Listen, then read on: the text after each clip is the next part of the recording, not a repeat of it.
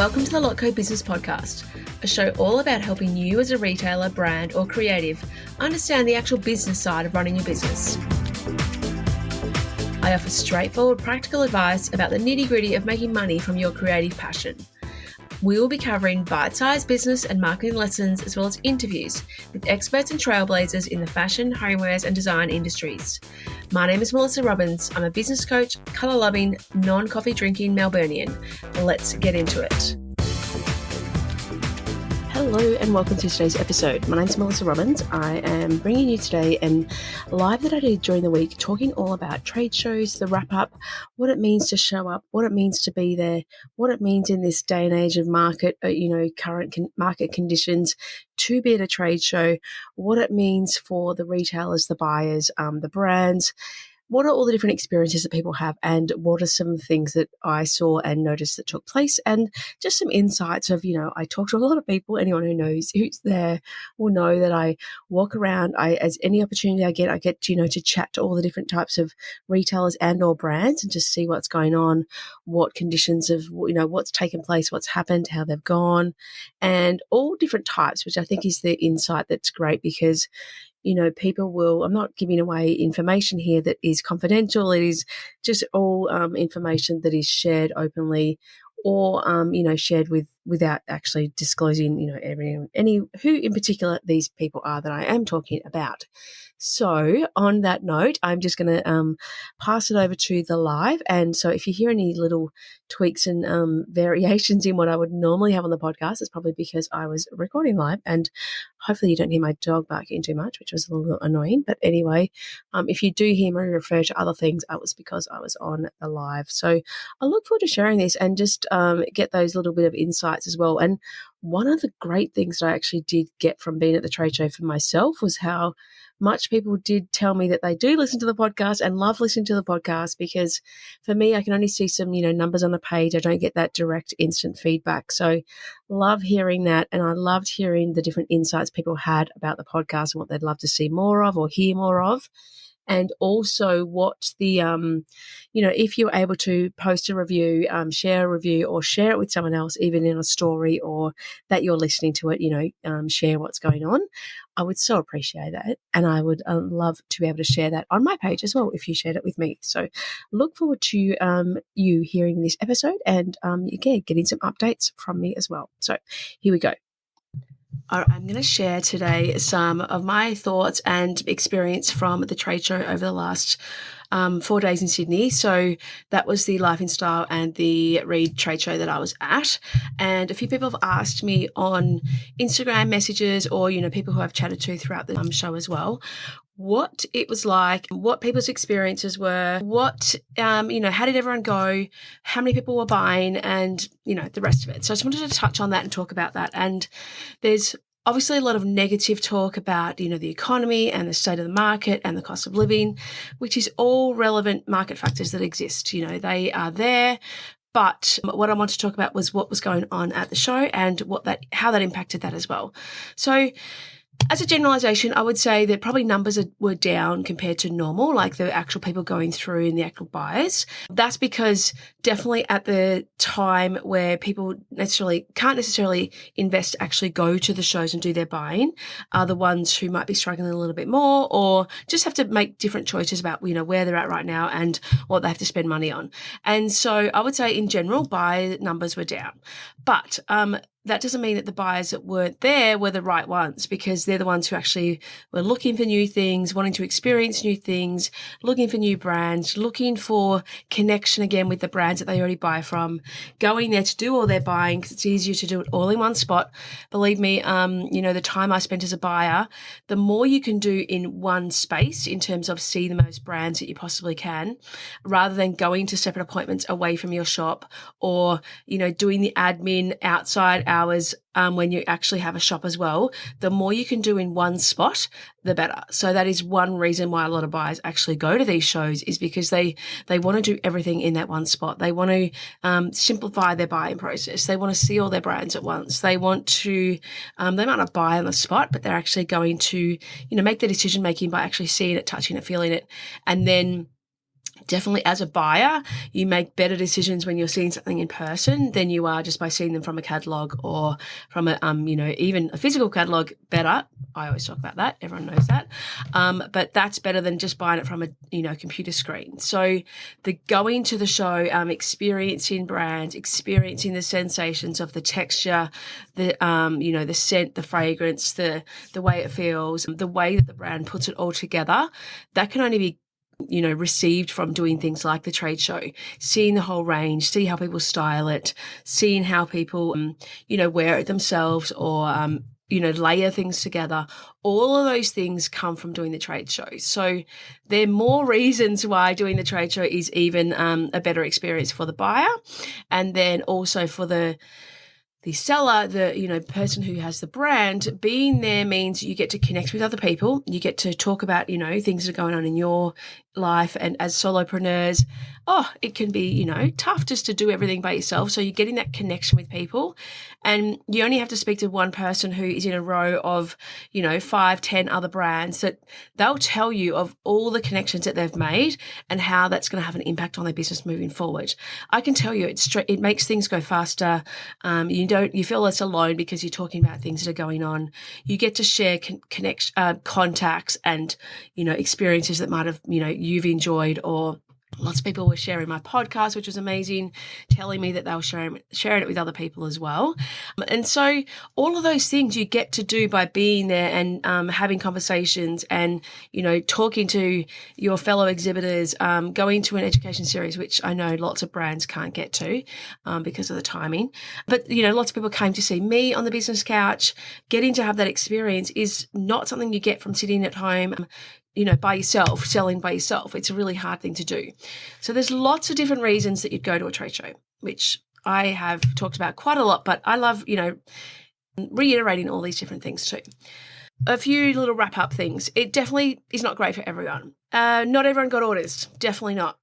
Some people got 100 orders. I know, a couple of people who had a lot of orders. Some people spoke to had 56 orders and 170 leads. So that's a lot of numbers, that you're not getting by yourself, or you can, but it takes time.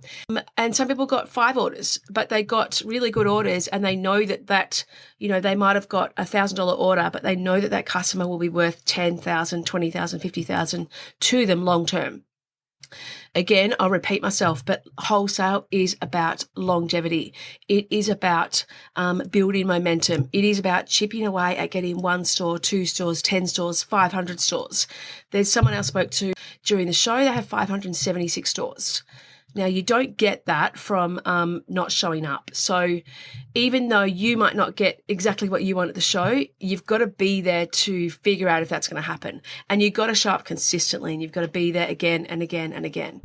All right. So, and also that's how you build your wholesale as well, because that 1 store might be worth $300 minimum that you start off with, but over time, maybe there are, 576. That's crazy, right? But that's possible, totally, depending on what your product is and what your product mix is. Over time, that is a definitely possibility. Another brand that I work with, she's got 2,000 stores around the world.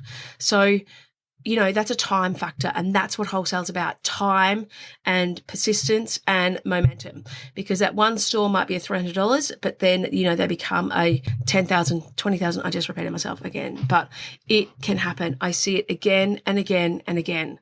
So, it definitely wasn't great for everyone. You've got to have a unique selling point. You've got to show me that something that's different. Or right now, there are things that are selling probably better are those things that are consumable. So, whether it's beauty, whether it's something that, food, it's something that gets used, candles, it gets used again and again and again. So a consumable is an easier sell.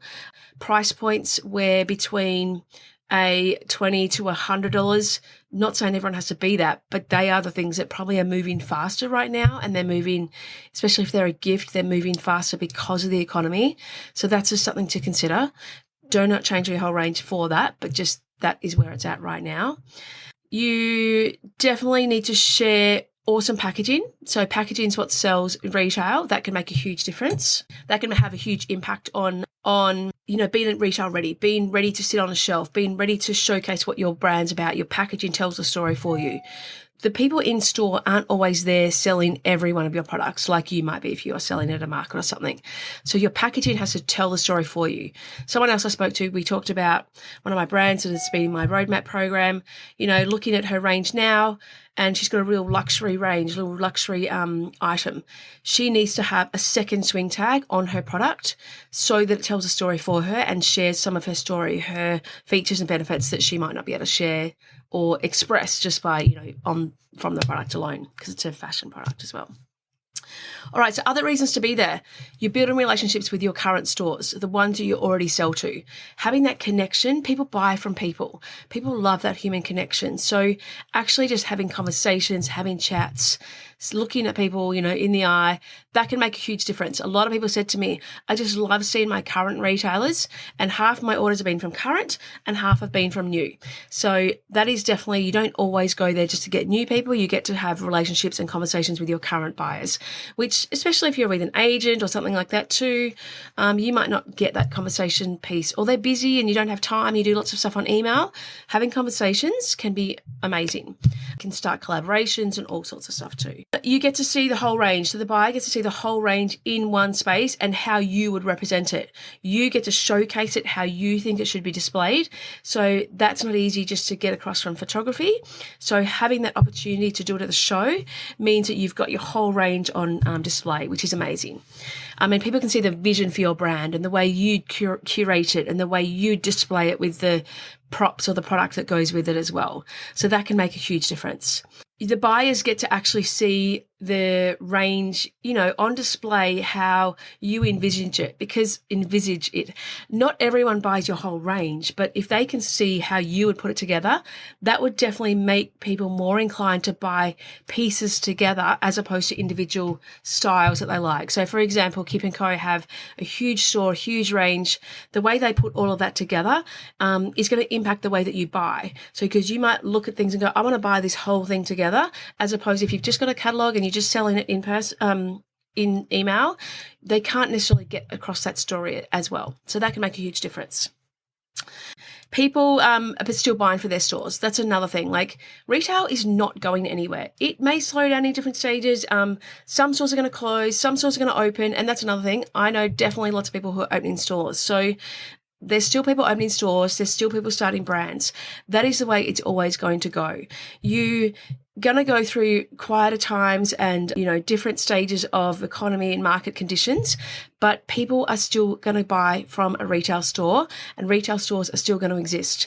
We've seen over the last few years that is not going to change, but you have to have a retail store experience that draws people in, makes them want to visit, makes them want to have an experience with you, has some sort of point of difference that they're not going to get from buying online.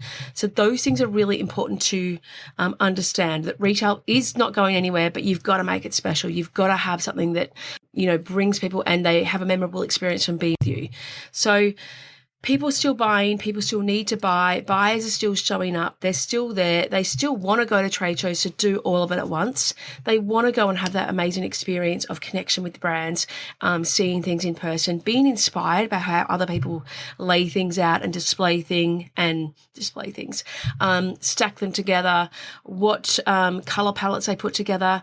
A few people commented to me actually that they loved the amount of colour that was around. So they were really inspired and excited by the amount of colour that they could see in the collections, because when you're walking the shows too and you're walking the aisles, you get to see like all of it together. So not just one brand that's done one thing, but then you get to pick up trends and notice things that are going on, and it really helps you see what might be coming for the future, or trends or planning.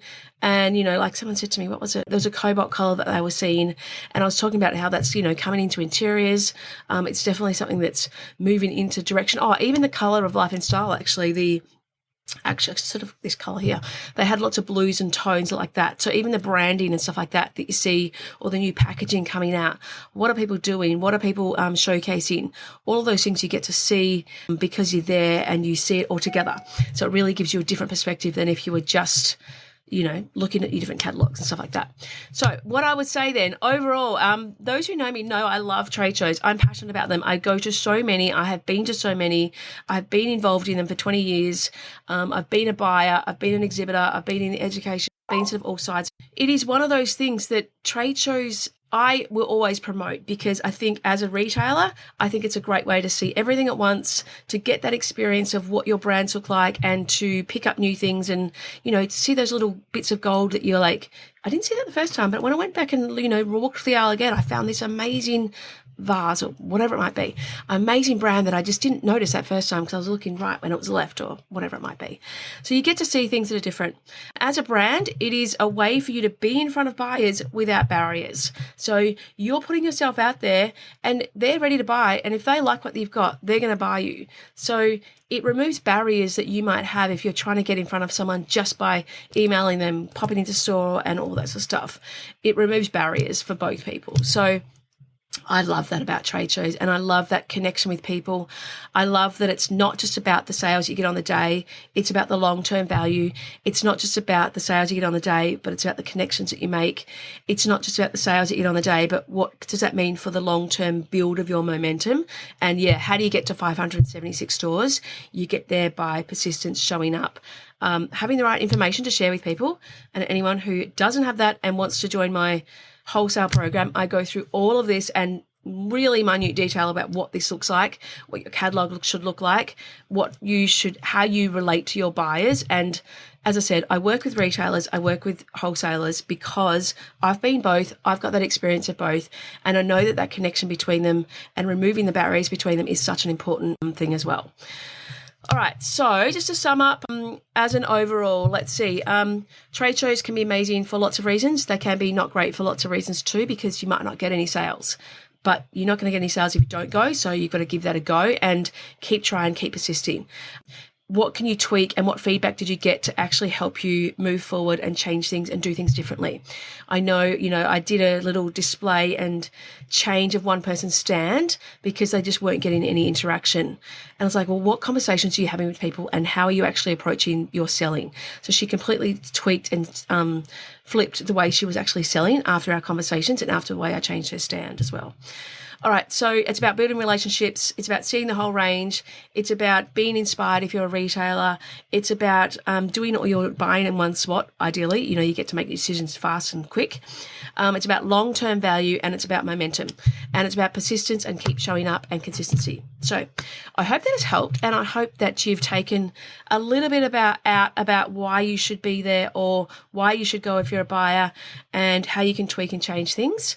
As I said, I've got my roadmap program, which is, it's there for retailers and it's there for wholesalers, and working together, and how you can both be better in the way that you work together, but also your sales and marketing and your pricing and your margins, and understanding how to run a profitable product business in a sustainable way. Oh, I need a tongue twister. I need to make that easier to say. And then my wholesale program is just for wholesale. If you just want to focus on your wholesale, build your wholesale. I'm going to have Jackie on here in a couple of weeks. I'm going to connect that, Jackie, if you're watching this. She's just been through my wholesale program, and she is smashing it. She's absolutely killing it. She has got, I think she said 11 stores, 11 stores in the last 2 weeks. And, that's not even the ones that she got 2 weeks before that, but she was just really refined her approach, refined her catalog, refined her messaging, all of those things, her point of sale, all of those things. And she's just now killing it. So I'm going to get her on to talk a little bit about that too. Love seeing this transition of people how can if I've got a product, how can I get it out in front of more people? How can I work with my retailers in a better way to actually help them sell through more? How can I support my retailers to get them to sell more, and then they obviously buy more? And they've got the physical shop that they're trying to sell my product. How can I back them? How can I support them? That's really important as well. All right. And another thing I just wanted to note, which I might do another separate story on, but Don't think you have to have a huge range. Some people start with one product and you can do that, and then you can expand. Don't think you have to have a huge catalogue of products to be able to sell wholesale or to be able to do a trade show. You do not. You can have one product and you do your one product well. If that's got a really unique selling point and really good story behind it, that is okay. You do not need to have multiple products at all. So just keep that in mind. Look forward to hearing feedback. If anyone has any questions, just let me know, DM me. I look forward to sharing more about why my passion for all this stuff as well, because it gets me excited. All right, I'll speak to you all soon. Thank you. Thank you so much for listening to the Lotco Business Podcast. If you enjoyed this episode, please make sure you subscribe to receive future episodes as they are released. And I'd be so grateful for a review on Apple Podcast.